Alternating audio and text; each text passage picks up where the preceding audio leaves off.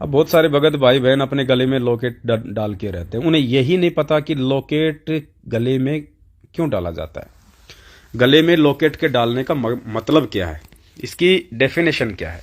उन्हें कुछ नहीं पता, उन्हें सिर्फ अपने अपने अपने गले में लॉकेट डालने से मतलब है, बांधने से मतलब है। और कई महापुरुष तो ऐसे हैं बिल्कुल उसको यहां पे बांधते हैं, यहां इतना टाइट कर लेंगे, यहां बांधते हैं ताकि लोगों को दिखाई दे कि मैंने गले में कुछ बांध रखा है। उन्हें यही नहीं पता कि लॉकेट को गले में क्यों बांधा जाता है, इसके बांध क्योंकि बिना किसी रीजन के तो कोई काम होता ही नहीं है। हर चीज के पीछे एक प्रयोजन होता है, एक रहस्य होता है। अब परमात्मा ने लॉकेट की जो वास्तविकता बताई वो क्या है। परमेश्वर का ज्ञान आधार कहता है कि एक भगत के द्वारा नाम दीक्षा लेने के बाद में अपने गुरुदेव भगवान का जो गले में लॉकेट जो पहना जाता है, उस लॉकेट को पहनने का मतलब ये नहीं होता कि हमने वो गले में डाल लिया और बस हम बन गए भगत। नहीं, लॉकेट में हमारे इष्ट यानी हमारे गुरुदेव भगवान की फोटो होती है, उनकी प्रतिमा होती है, उनकी तस्वीर होती है।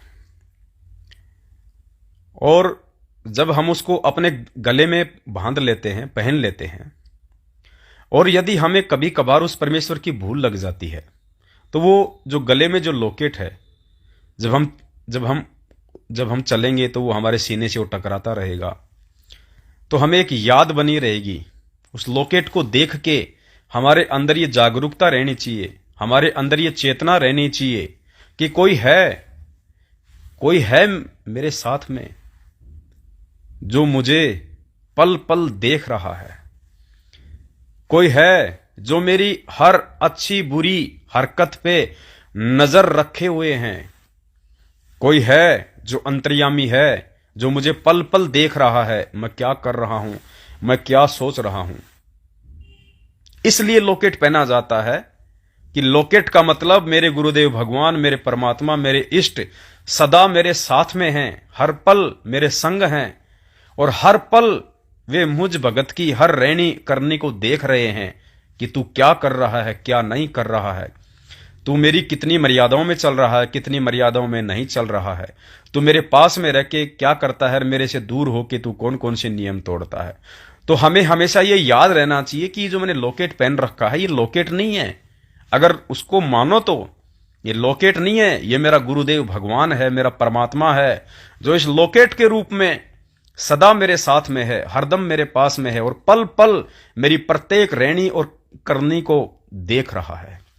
तो भगत को इससे क्या होगा, एक भय होगा, भगत को इससे एक डर बना रहेगा कि मेरे से ऐसी कोई भी नियम विरुद्ध हरकत ना हो जाए। क्योंकि परमात्मा है, अंतर्यामी है, मन कर्म वचन की भक्ति है। हम मन में सोचेंगे वो भी परमात्मा जान लेता है, जो करेंगे वो तो जाने ही जानेगा। तो लॉकेट बांधने का मतलब यही है कि हम जो भी क्रिया करें भक्ति मार्ग में वो डर के करें, सावधान होके करें, ताकि मेरे परमात्मा जो पल पल मेरे साथ में है, इस लॉकेट रूप में जो देख रहा है, वो मेरी किसी भी भक्ति विरुद्ध क्रिया और कर्म से मुझसे रुष्ट ना हो जाए। लॉकेट बांधने का मतलब तो होता है ये। अब ये सतलोक आश्रम मैनेजमेंट हरियाणा वाले काल के दूत, अब ये गले में तो लॉकेट पहने चार चार, और भक्तों को मां बहन के गाड़ियां निकालते हैं, उनको लट्ठों से मारते हैं।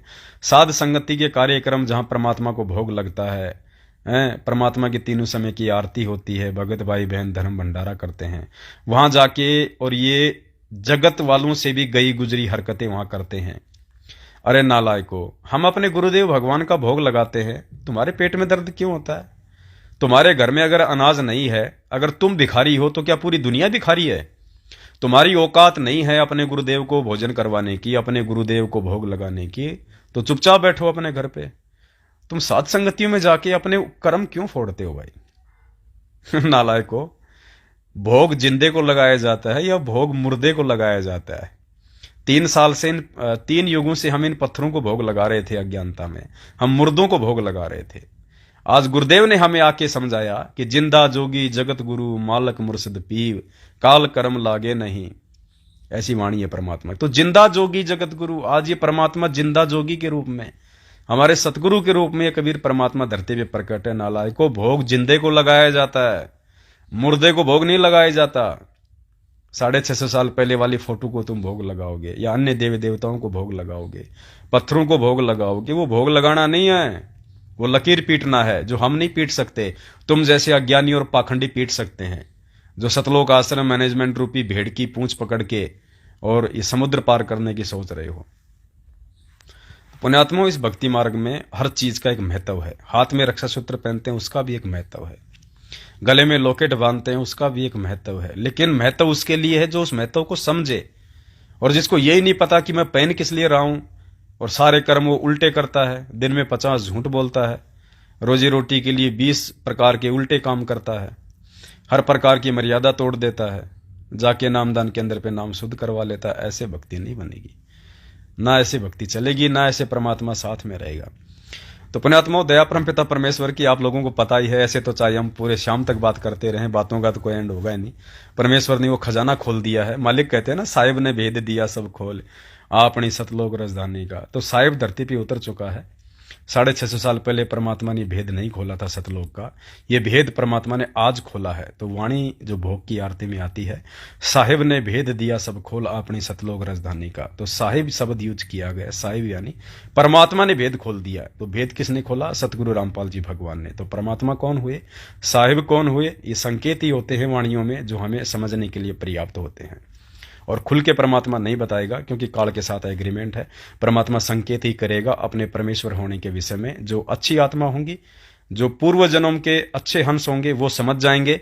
और जिनको भाई भक्ति की नई नई कलम चढ़ी है, जिनके अंदर इसी जन्म में भक्ति का बीज डला है, वो नहीं समझ पाएंगे इन बातों को। आप ये ना सोचो कि जो गुरुदेव की शरण में आ गया वो बहुत अच्छी आत्मा है। आत्मा तो अच्छी है, इसमें कोई दो राय नहीं है, लेकिन उसके भक्ति संस्कार जो हैं वो मजबूत नहीं है।